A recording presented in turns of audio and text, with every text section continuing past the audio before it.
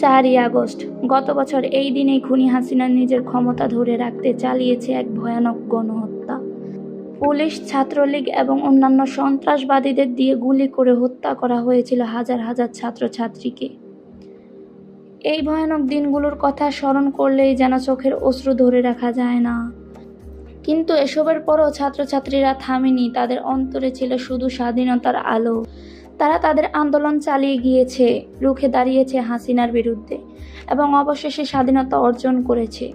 ছাত্রছাত্রীদের এই আত্মত্যাগ ধরে রেখেই শিবিরে আয়োজন করা হয়েছে জুলাই জাগরণ নামের অনুষ্ঠান, যেখানে ছাত্রছাত্রীদের অসহনীয় আত্মত্যাগ ছবির মাধ্যমে তুলে ধরা হয়েছে। এই আয়োজনে ছাত্রছাত্রীদের যে কি নির্মমভাবে হত্যা করা হয়েছে তা তুলে ধরতে এই মূর্তিগুলো তৈরি করা হয়েছে। স্বাধীনতার জন্য যারা শহীদ হয়েছে তাদের প্রতি আমরা গভীরভাবে শোকাহত।